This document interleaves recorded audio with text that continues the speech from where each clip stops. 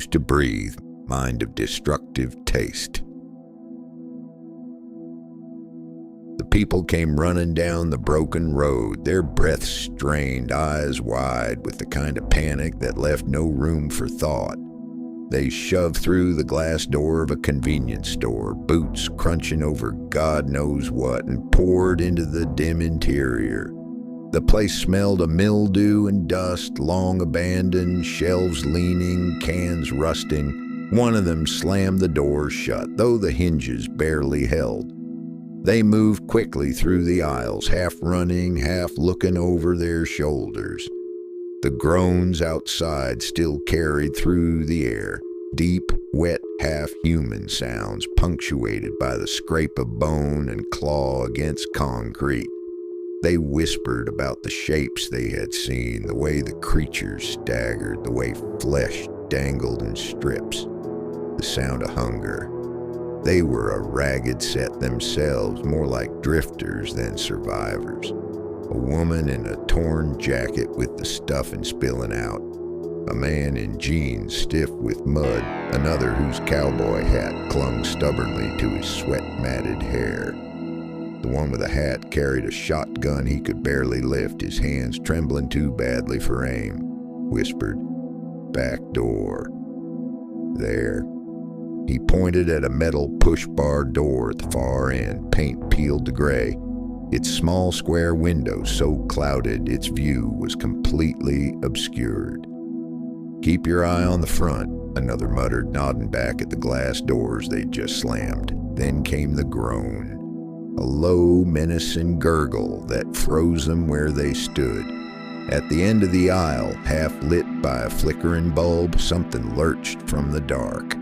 Its head lolled back unnaturally, tongue hanging from the corner of its mouth, eyes rolled back pale and blind.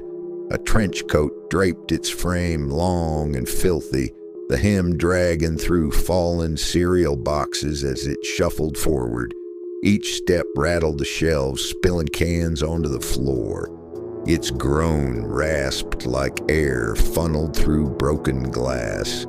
The people whispered urgently, "It's just one, wait for it, don't waste a shot." But the man in the cowboy hat couldn't help himself. He lifted the shotgun, barrel wavering as he tried to steady his aim. His breath caught as the thing swayed closer. Step by step, it closed the distance, until it was right there in front of them, breath sour, tongue limp, eyes milky white. Then its eyes slid into sharp focus, glinting with cold amusement. Its head snapped forward, the tongue slid back in. "Nah," it laughed. "I'm just fucking with you." The gun barrel dipped, the man too shocked to pull the trigger. The figure, dread, let his gaze slide past them as though drawn to something beyond. His head tilted just slightly, then he gave the smallest of nods. From behind the group came the shuffle of feet. The groans they'd taken for distant swells outside now poured through the rear door. Undead staggered into the store, clogging the exit, hollow eyes fixed on their prey. Dread smirked as he closed the distance. His hand shot out with casual precision, plucking the cowboy hat from the man's head. He settled it on his own, tugged the brim low, and tipped it with a slow nod. "Enjoy your snack, fellas," he said. And just like that, he turned away, strolling toward the ruined doorway as the first scream split the air, folding into the frenzy of teeth and claw behind him. The screams didn't follow him long. By the time the doors of the convenience store swung shut, the world had gone quiet again.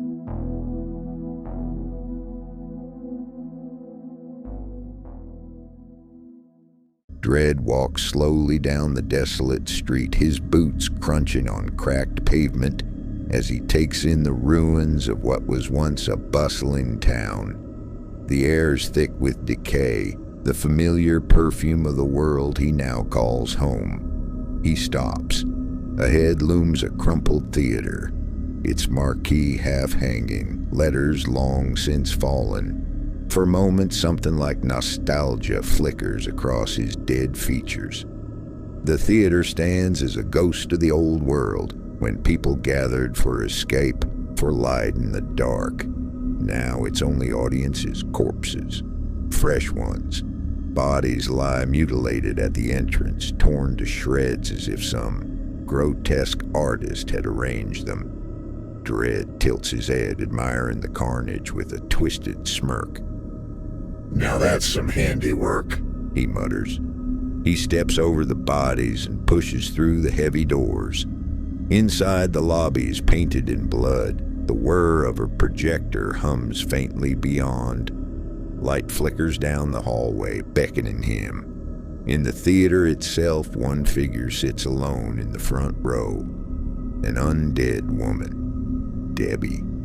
Dread remembers the name, though faintly. Her clothes are soaked in blood, her shoulders shaking as she watches the other side of the mountain, too. Tears streak her decayed face, glistening in the projector's glow. Dread leans against the back row, hat low. Got the projector working, did you? Debbie startles, then glances at him with hollow eyes. I used to work here. Ran the films. Figured. Why not? He chuckles. But this one, He gestures at the weepy drama on screen. not my idea of entertainment. She shrugs. It reminds me of before. Of what we had. Even if it's just for a couple hours. Dread's grin fades for a beat, something unreadable flickering in his gaze. Then he shakes it off. You want comfort food. Me, I'd go with grit. Got any westerns in the back? Josie Wales, maybe Taxi Driver. For the first time, Debbie almost laughs. A western. Now you're talking. And the credits roll. She rises, hesitation in her step, then rummages behind the booth. A moment later, she calls, almost excited. Dread. I found it. The outlaw Josie Wales. He smirked, surprised. You serious? Dead serious. For once, he indulges. They sit together in the dim glow, the opening credits flickering across the screen. Debbie watches him out of the corner of her eye, smiling faintly whenever he chuckles at a line. For her, it's a fragment of something human. When the film ends, she asks softly, That was good, wasn't it? Dread tips his hat, a rare, genuine grin tugging at his lips. Yeah, thanks, Debbie. She beams, pleased. For a moment, the world outside feels far away. As the projector hum dies and silence returns, Dread rises. Don't get too comfortable. He says, voice low but edged. This place won't keep you safe forever. Debbie nods, clutching a reel to her chest like a relic. Dread walks out, stepping past the blood-soaked corpses in the lobby. The night air greets him with its silence. He pauses, glancing back at the flickering light seeping from the theater door. You know, He mutters, almost amused. it ain't all bad out here. With that, he tips his hat and moves on, the glow of the projector fading behind him. After several miles of walking, Dread emerges from the crumbling ruins of what was once a bustling downtown area, stepping into the eerie calm of a town that should no longer exist. The early Sunday morning sun bathes the streets in a warm golden light, the kind that once signaled a day of rest and community. But here, in this undead town, it's a surreal contrast, a picture-perfect day in a world that has long since abandoned the living. As he walks deeper into the town, Dread notices the subtle signs of life. Undead life, that is. The streets are cracked and overgrown with weeds, but they are not empty. Small groups of the undead stand on street corners, leaning against rusted cars and crumbling buildings, engaged in quiet conversations. Their voices, though soft and raspy, carry the tone of casual small talk, as if they were discussing the weather or the latest town gossip. A couple of undead who look like they might have been elderly when they died sit on a bench outside a dilapidated diner, sharing a cigarette and exchanging stories from a life long past. Another group stands near the entrance of a run-down general store, their postures relaxed as they chat about nothing in particular, their eyes hollow, yet somehow animated by the remnants of their humanity. A woman cradled a bundle that might once have been a child, only the jawbone visible beneath the cloth, as if it were just another baby. It's a scene that feels almost normal, almost human, and that's what makes it so goddamn wrong. These creatures, these undead beings, have carved out a twisted version of everyday life, clinging to the routines and habits of their former existence. But there's an edge to their conversations, a tension that hangs in the air, as if they are all too aware of the fragile nature of their world. As Dredd continues his walk, the atmosphere begins to shift. The undead who had been engaged in their casual chatter start to notice him. Conversations falter and heads turn to follow his progress through the town. The casual demeanor of the undead gives way to something else, a mix of curiosity, fear, and respect. They know who he is and they know what he's been through. Their hollow eyes continue to track his every move. Some murmur to each other, their voices low and cautious, while others simply stare, their expressions unreadable. It's clear that Dredd is a figure of significance here, someone or something they dare not challenge.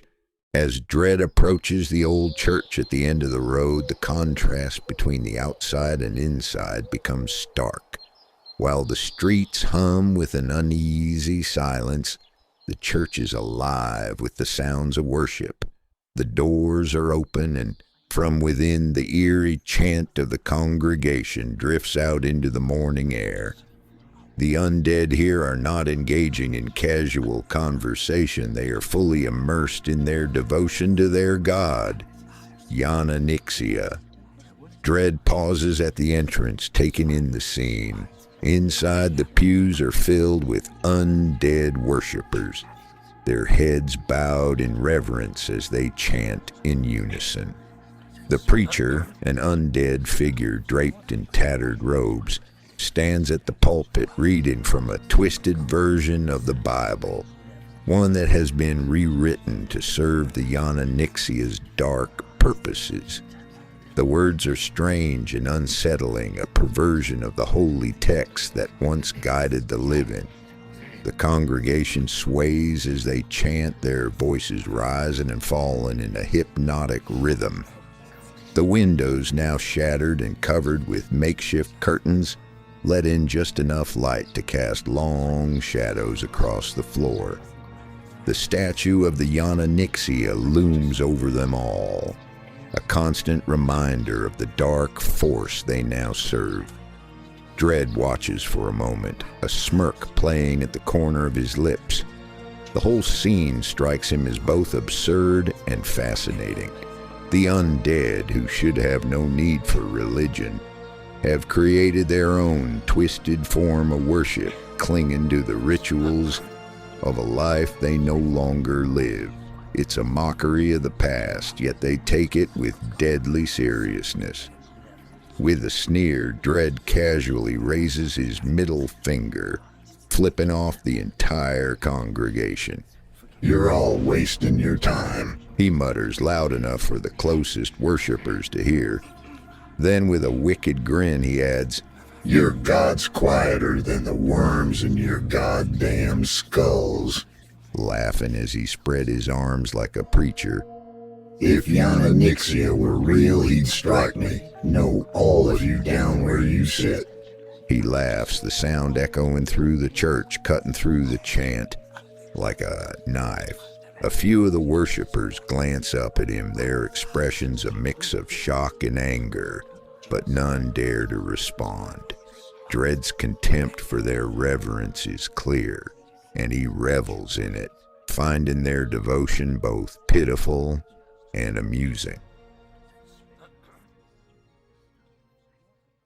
Satisfied, Dredd turns away from the church and continues his walk through the town. The undead outside have resumed their conversations, though their eyes still flicker with cautious glances in his direction. They know better than to cross him, and he's content to let them be. As he moves down the street, he passes shuttered storefronts, the butchers, the gunsmiths, a little shop that once sold knives and tools. Their windows are clouded with dust, their signs hanging crooked, relics of a busier time. A woman sweeps the porch of a weather-beaten house, pausing only long enough to glance at him. She gives a stiff nod, the kind that says, "I saw you, now move along," before returning to her broom. Dredd lifts a hand in a mock wave, grinning to himself at her effort to appear casual while keeping her distance. The morning sun continued to carve the town into stark light and darkness. It's a beautiful day, the kind that should be filled with life and joy. But here in this undead community, it's just another day of existence, one that Dredd finds strangely comforting. Dredd pushes open the door to a diner, the bell above it jingling softly. The sunlight slanted through the grimy windows, striping the floor in pale gold and gray. A few undead sit in the booths, quietly sipping on whatever passes for coffee these days, but most of the seats are empty. The rest of the town's undead are at church, worshiping the Nixia. Martin, the manager, looks up from behind the counter. He's a portly figure, his skin pale and stretched tight over his bones, making him look almost balloon-like. Despite being dead for who knows how long, he still retains the bulk of his living days, and Dredd can't help but smirk at the sight of him. "Well, if it ain't Hell's favorite beanbag chair," Dredd says with a chuckle, making his way to the counter. Martin's uneasy laugh follows him, the undead manager, clearly uncomfortable, but trying to keep things light. "Dredd," Martin said, forcing a smile. "Didn't expect to see you here. Most folks are over at the service." Dredd slides onto a stool at the counter, leaning back casually. "Yeah, well, church ain't really my thing. Never was. I'd rather be out hunting, you know. What about you? Shouldn't you be kneeling before the great Yanni right about now?" Martin busies himself, wiping down the counter, his movements nervous. "Someone's got to keep this place running. Can't have everyone at church. What if they get hungry afterward? Gotta make sure there's something here for them." Dredd snorts, a grin tugging at his lips.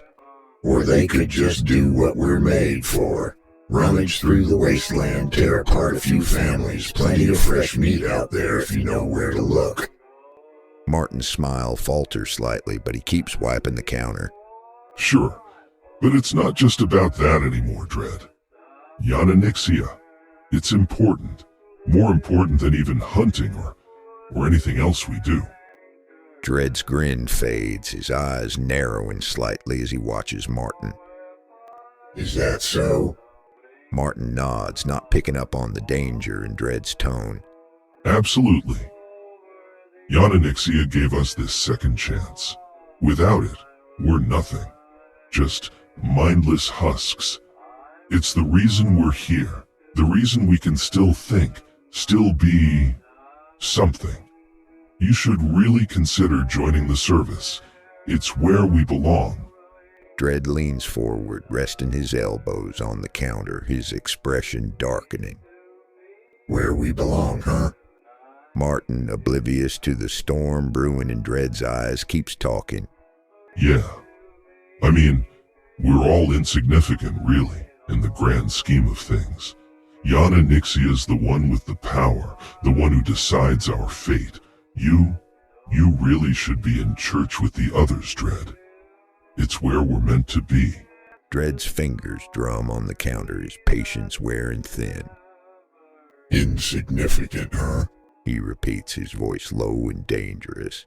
Martin, finally sensing something is off, stumbles over his words.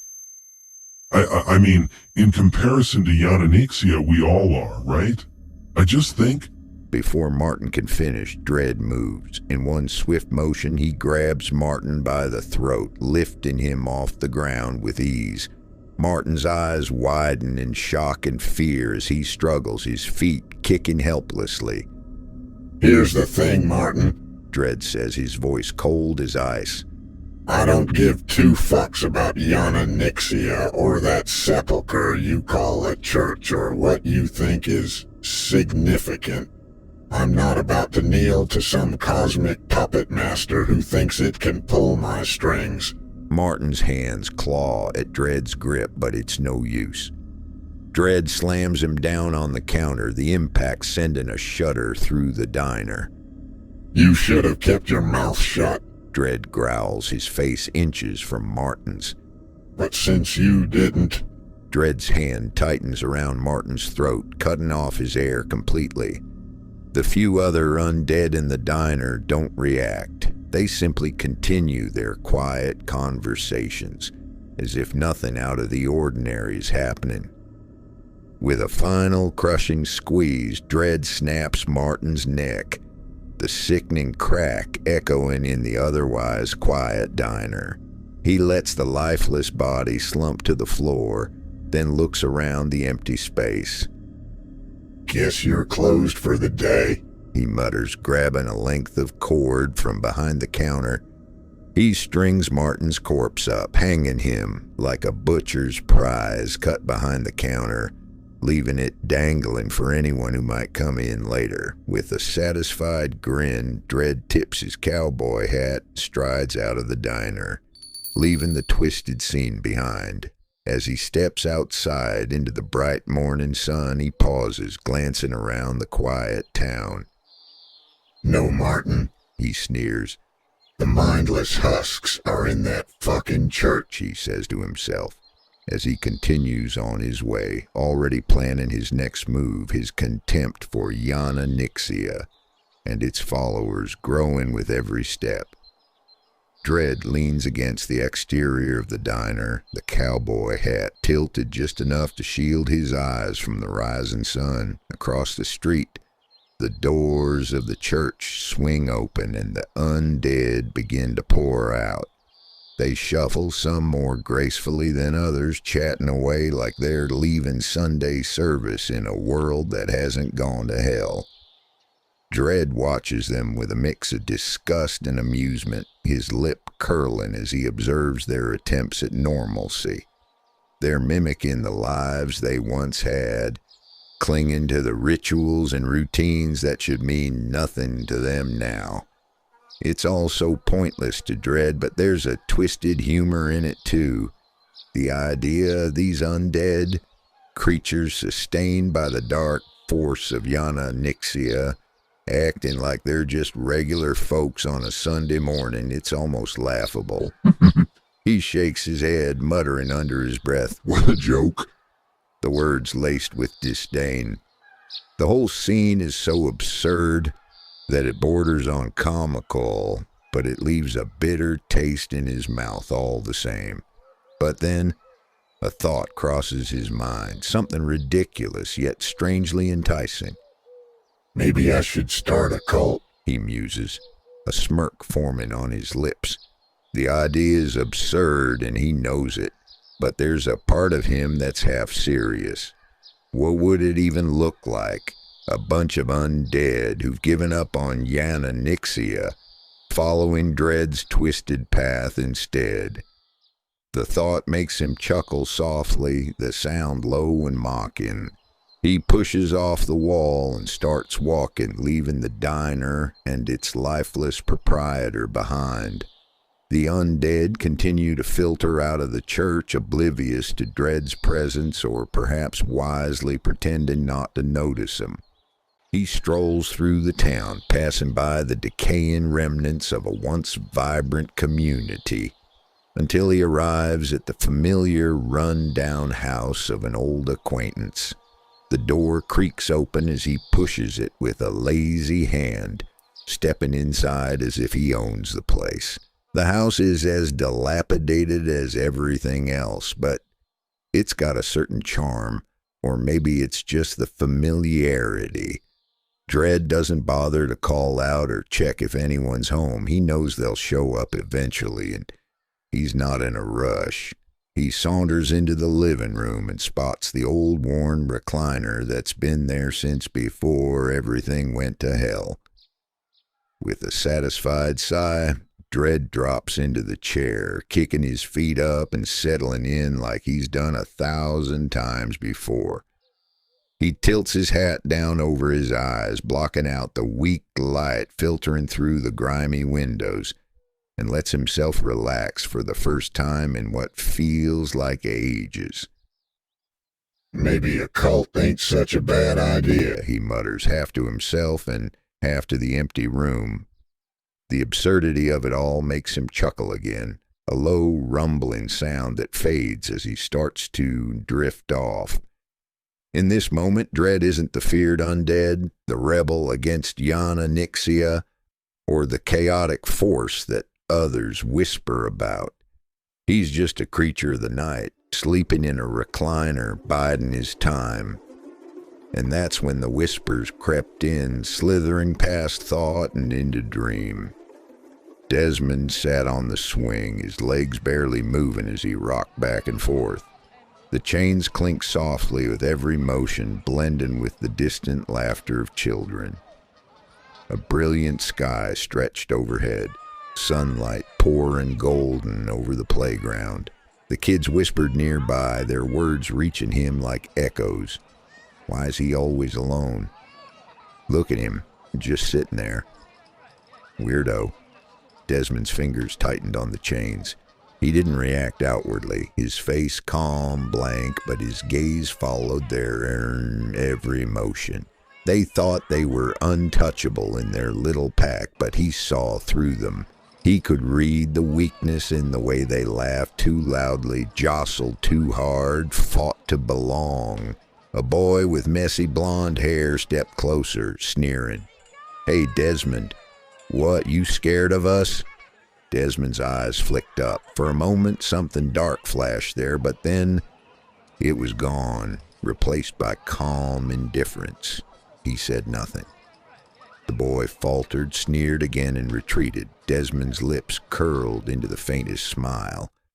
The swing creaked as the breeze shifted. The laughter warped, stretching thin like taffy until it became whispers. The sky blurred, the colors bleeding, the playground spinning slowly in place. The children stopped moving, their bodies were still now, dark outlines bleeding into shadow. The grass, the slide, the merry-go-round, all bent and distorted, drawn toward a swirling void opening at the playground's heart. The whispers grew louder, insistent, wrapping around Desmond like chains. "Come to us, Desmond. Leave the lie behind. Step into the shadows." The voices merged into one, calm, soothing, undeniable. Yana Nixia. The sunlight dimmed, swallowed into a whirlpool of shadow and light. The swing tore loose, the ground tilted, and Desmond was pulled down into the dark. He landed on hard wooden planks, dust rising around him. The scene shifted. Now he stood in a sun-baked western town, its buildings weathered, its street empty except for him. Spurs jingled as his boots touched the dirt. He was Dredd now, not Desmond. Cowboy hat low, trench coat heavy with shadow, smirk curling his skeletal face. The scene was absurdly cinematic. Wooden storefronts leaned along the street. Saloon doors creaked lazily. Faceless townsfolk peered out from half-closed curtains. A tumbleweed rolled across the dirt. Across the street, a gunslinger emerged. A tall, feminine silhouette, hat pulled low, gun belt slung loose, shadow tendrils curling subtly at her outline. She didn't speak. She didn't need to. Dredd smirked wider. This town ain't big enough for the both of us. The tension built, the air warped, and then, from the crowd she appeared, a voluptuous blonde in a torn, too-tight dress, bursting into the scene like she'd leapt straight out of some B-Western reel. Her curls bounced, her chest heaved, and her tears sparkled in the desert sun. Dread. She wailed, throwing herself toward him. You don't gotta do this. We could run away, go to California, raise a family. The crowd gasped, their faceless heads turning.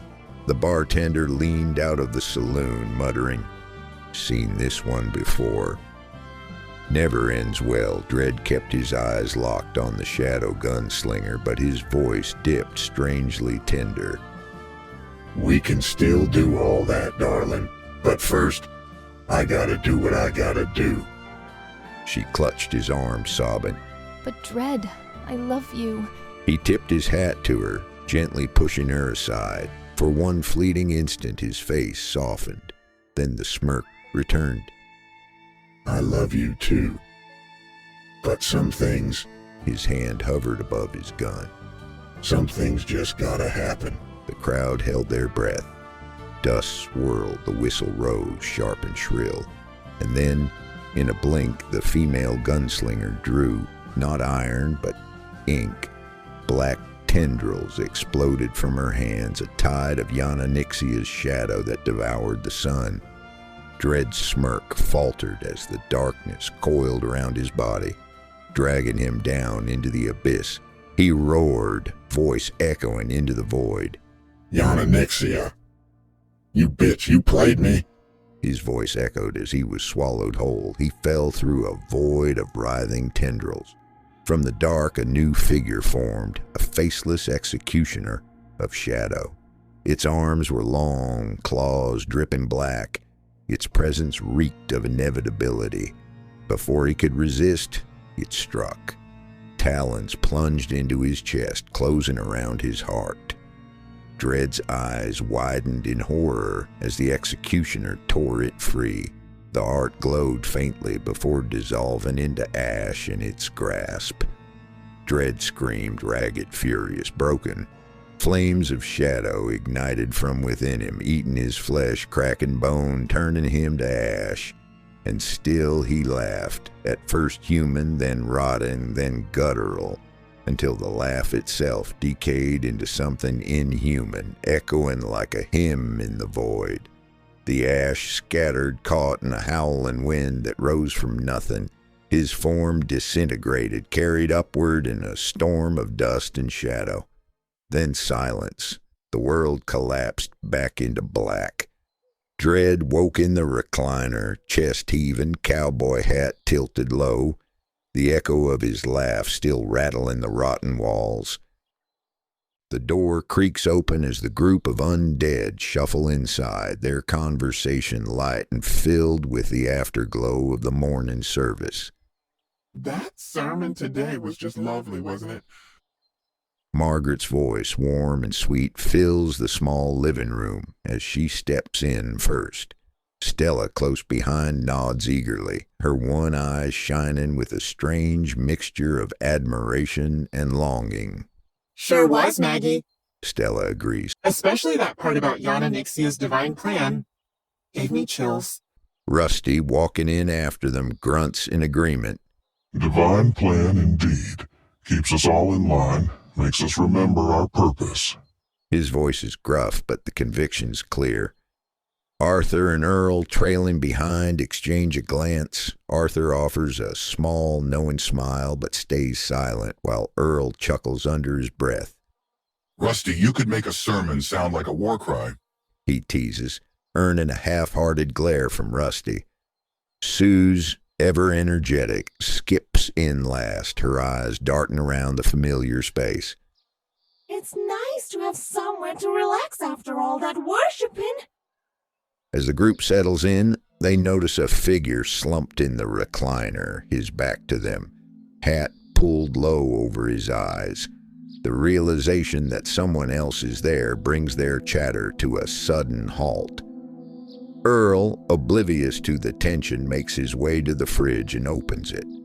The dim light from the fridge casts an eerie glow as he rummages through the shelves, casually pulling out a container filled with human parts. He pops one into his mouth, chewing thoughtfully as he watches the scene unfold. Keep it down, will you? Dred's voice, rough and tinged with irritation, cuts through the silence. He doesn't bother turning around, just waves a hand dismissively. Margaret's eyes widen slightly before she smiles. Oh, Dred, didn't know you were here. Been a while since you dropped by. Stella, trying to stifle a grin, edges closer, her one eye fixed on Dred, but Rusty steps forward, his face twisted in a scowl. What are you doing in here, Dred? Ain't you supposed to be sleeping in the grime where you belong? Dred lets out a low chuckle, finally tilting his head just enough to catch Rusty's glare. You mean like the church? His tone is laced with sarcasm, and his grin widens as he watches Rusty's undead face twitch with annoyance. Rusty's fists clench at his sides, his voice rising. That's a place of worship, you. Ole Yanni's a bullshitter, and I should know. I've seen enough of them. Dred's voice cuts through Rusty's words, casual but full of contempt. The room stiffens at his remark, the tension palpable as they exchange uneasy glances. Stella's one eye flickers with a mix of amusement and worry, while Margaret's face tightens, not sure if she should intervene. The room falls silent, the undead watching him intently. Dred shifts in the recliner, the leather creaking under his weight as he slowly rises to his feet. He straightens his cowboy hat, casting a shadow over his eyes that makes his smirk all the more menacing. But don't worry, Rust, Dred says, his voice dripping with mock sincerity. I'm just passing through. Thought I'd take a little nap before hitting the road again. Rusty narrows his eyes, suspicion and resentment clear on his face. And where exactly are you headed, Dred? Dred shrugs nonchalantly, adjusting his coat. Wherever my feet take me. Ain't got no ties, no obligations, just a free man, or, well, free undead, in a world full of opportunities. His gaze flicks over to Earl, who's still chewing on a piece of something from the fridge, seemingly unfazed by the tension in the room. Opportunities? Rusty scoffs. Like what? Stirring up trouble wherever you go?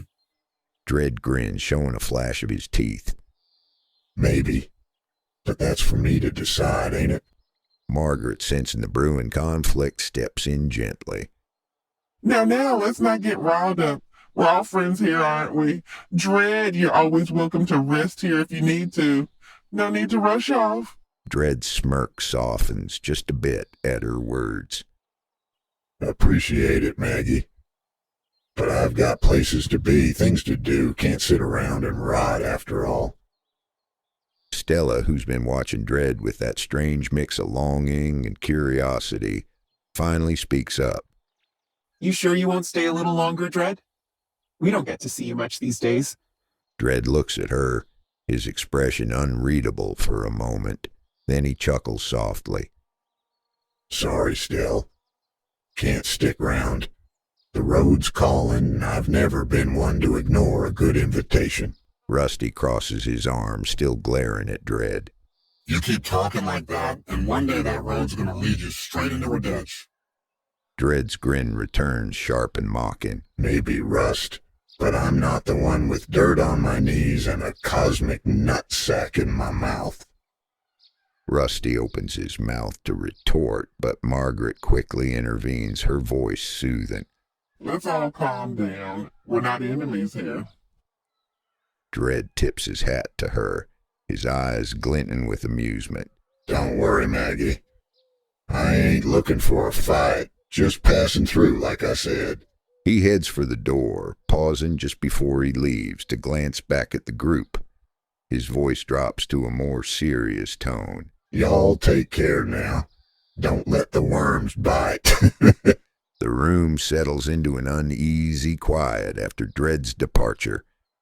Earl, unfazed by the tension, casually rummages through the refrigerator, the faint hum of the appliance filling the silence. He pulls out something unidentifiable, taking a bite with the same disinterest he's shown the entire conversation.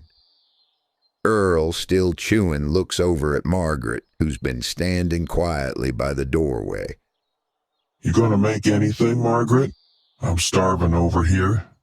Arthur nods in agreement, his tone lightening as he glances at Earl. You know what? Earl's got a point. We could all use something to eat. Rusty, still visibly troubled, finally nods. Yeah, we could all use a break.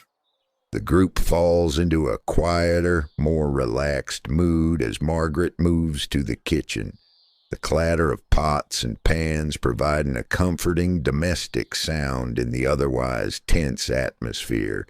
They exchange glances, the reality of their situation settling in. But for now, the thought of a meal takes precedence over their worries. Arthur pauses, his head tilting toward the door at the back of the house. A faint sound like the brush of fabric against wood, too deliberate to be the wind, pricks his attention. You hear that? He mutters, but no one answers. Their focus has already drifted toward the smell of cooking. He rises, smoothing his palms against his trousers, as if steadying himself, and moves quietly toward the back door. The air in the small undead town is thick with tension as Margaret bustles around her kitchen, preparing a meal for her friends. The smell of meat cooking, a scent that's more of a ritual than a necessity for the undead, fills the room. Earl sits at the table, mumbling to himself. Rusty paces near the window, his eyes distant as he struggles to shake off the earlier confrontation with Dred. Margaret hums softly as she works, trying to bring some normalcy to the group. Suddenly, a commotion outside catches everyone's attention. A distant shout echoes through the town, followed by the unmistakable roar of flames. Earl's head snaps up and Stella furrows her brow as they all realize something is very wrong. Rusty's eyes widen as he moves to the window. What in the hell? He mutters, his voice tinged with alarm. The others join him, peering out into the early morning light. Across the street, the church is engulfed in flames, the fire roaring high into the sky. Undead figures stand in shock, watching as their place of worship burns. Rusty's face contorts with rage and fear as the light of the fire casts eerie shadows across his features. No, no. He shouts, rushing out of the house with the others following close behind. The group races toward the church, their fear and disbelief growing with every step. As they near the burn-in building, they see a grotesque sight. Arthur impaled on a pole, the sharp end piercing through his torso and exiting through his skull. His body is displayed like a macabre banner, hanging just a few feet in front of the flames. His eyes are wild with pain, his screams piercing the morning air. The fire's light flickers across his mutilated form, casting him in a hellish glow. Dread. He rasped, blood bubbling at the corners of his lips. His voice broke into a choking laugh that sounded more like a sob. Dread sends his love. His words hit the group like a hammer, leaving them momentarily stunned. Margaret's scream cuts through the chaos as she rushes forward. Arthur, no! She cries, trying to reach him. She remembers that quiet smile he gave her not 10 minutes ago. A ghost of gentleness in a world of rot. And the sight of him now, twisted into a grotesque banner. Tears are open in ways no fire could. We have to get him down, please!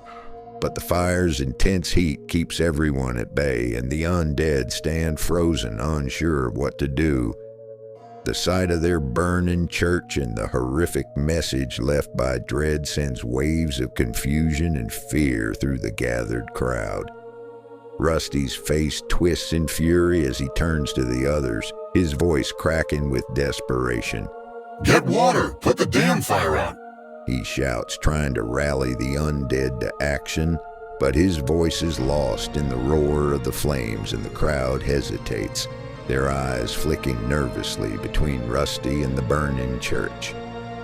The once quiet town is now a cacophony of emotions. Some undead laugh maniacally, finding dark amusement in the chaos. Others stand in shocked silence, their minds struggling to process the scene before them. The smell of burning wood and flesh fills the air, mixing with the fear and uncertainty that grips the town.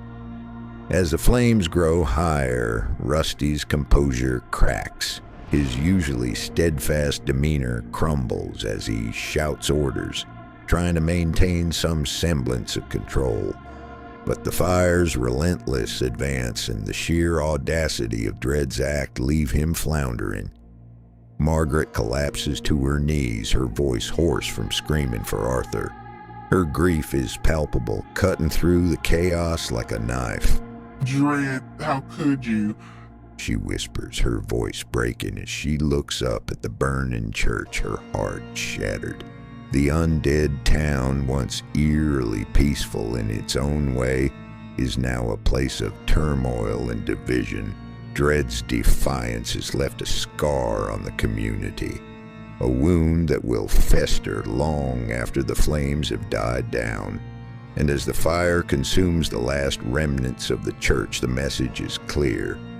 Dread has declared war not just on Yananixia, but on the very fabric of the undead society that once held him in its grip.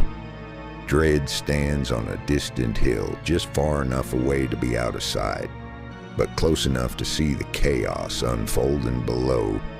The flickering flames of the burning church light up the early morning sky, casting an ominous glow over the small, undead town. The screams of the townspeople, the frantic shouts, and the crackling of fire reach his ears, creating a symphony of destruction. He watches with a twisted smile playing on his lips, the chaos below reflecting in his cold, dead eyes. The corner of his mouth twitches as he whispers under his breath. You're all lucky I didn't burn the whole goddamn place down. He hopes this really gets under Rusty's undead skin. The thought brings a dark satisfaction that makes him chuckle. But then, as the fire roars and the town panics, a flicker of something almost resembling regret crosses his mind. Not for Arthur, who was just another pawn in his game, but for Margaret, the one person in that twisted town who still had a shred of decency, even in death. He didn't care about Arthur, but he knows Marge will be broken by this. And that realization tugs at a part of him he thought was long dead. It doesn't change anything, though. If anything, it only adds a bitter edge to his amusement. Sorry, Maggie, he mutters to himself, the smirk returning to his face. But someone had to pop the balloon of normalcy. Dread leans against a tree, the bark rough against his back as he continues to watch the scene play out below. Despite the regret, he can't help but be entertained. The thought of Yananixia's worshippers scrambling in fear, their precious church reduced to ashes, fills him with a dark satisfaction. They all deserve it, every last one of them.